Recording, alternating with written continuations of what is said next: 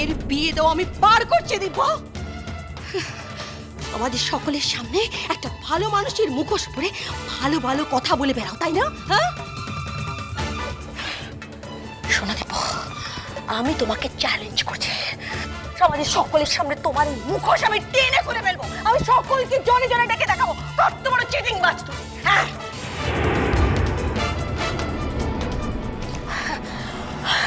তারপর একদিন খবরের কাগজে প্রাণ পেতে তোমার ছবি বেরোবে, এত বড় ছবি।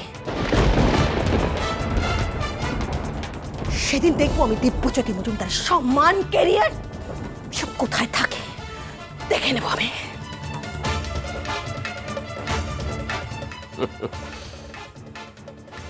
আমি তোমার সমস্ত চ্যালেঞ্জ অ্যাকসেপ্ট করলাম অনু।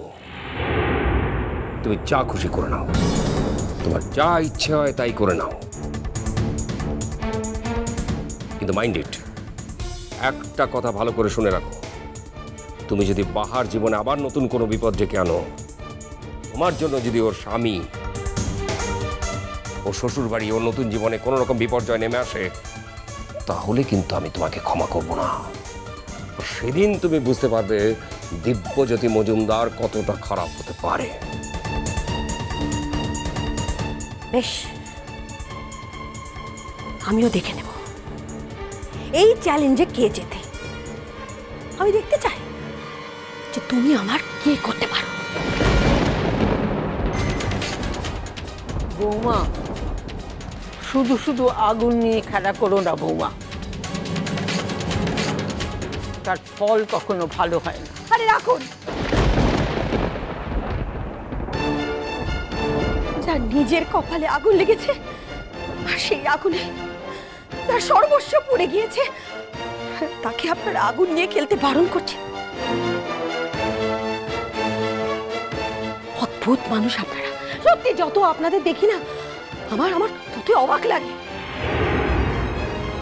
অবাক আমরাও কম হচ্ছি না বৌদি, যতই তোমাকে দেখছি তত আরো বেশি অবাক হচ্ছি। তোরা এখনো অবাক হচ্ছিস জয়া? বিশ্বাস কর, ওকে দেখে, ওর ভেতরের কদর্য রূপটা দেখে আমার বিশ্বাসও বোবা বনে গেছে।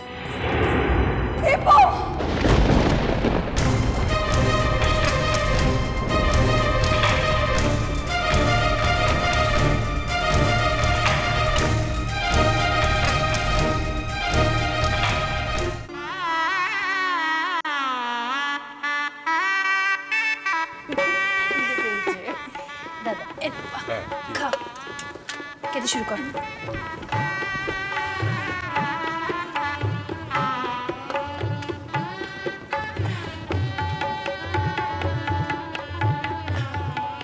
এনো দিদি ভাই,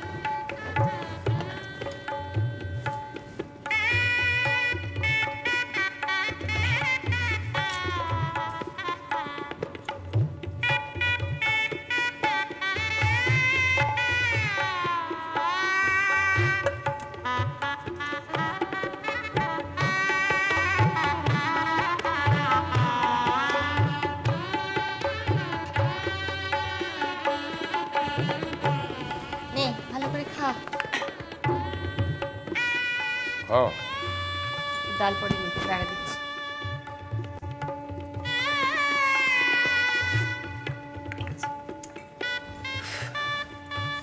ডাল না, ডালগুলো পরে নি এখানে এনে পলু কোথায় গেল? আর বাবুটা, তাকেও তো দেখতে পাচ্ছি না। আরে ছাতে ব্যাচ বসেছে না দুপুরে, ওরা ওখানেই আছে সব। ও দাদা ডাল এনে বাবা, ডাল আছে।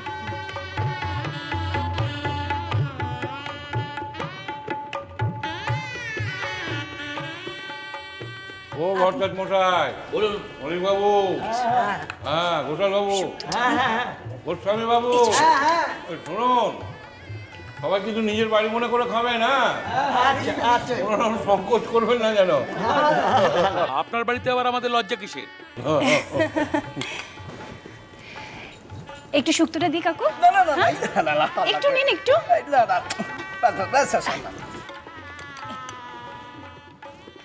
একটু বেশি বেশি করে খান, তো কম কম নিচ্ছেন কেন? লজ্জা করবেন না কেউ। আচ্ছা কম নিচ্ছেন কেন, একটু বেশি করে খান। না না বৌমা, আসল কথা বয়স হয়েছে তো, তাই একটু ভেবে চিন্তে নিচ্ছি আর কি।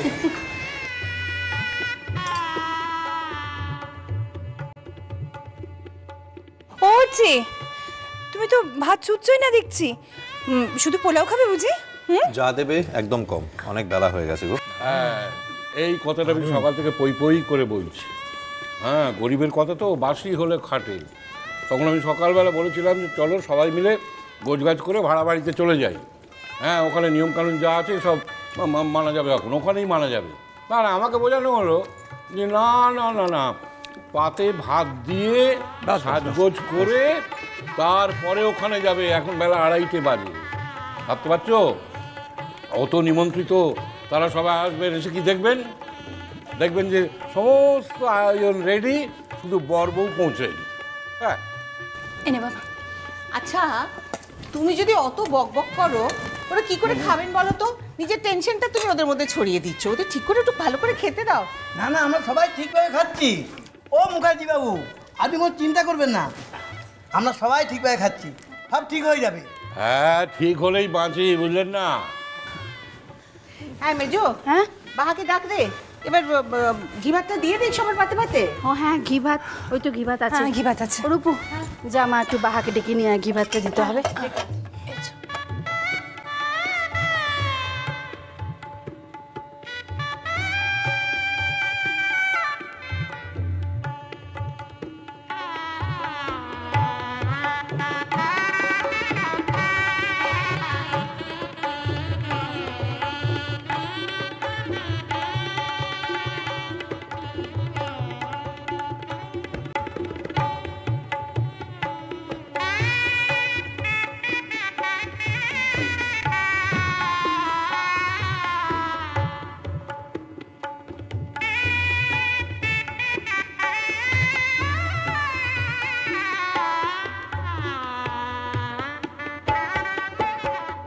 মেজু কাকিমণি এসেছে। ও ছোট, দে ঘি ভাত। হ্যাঁ হ্যাঁ।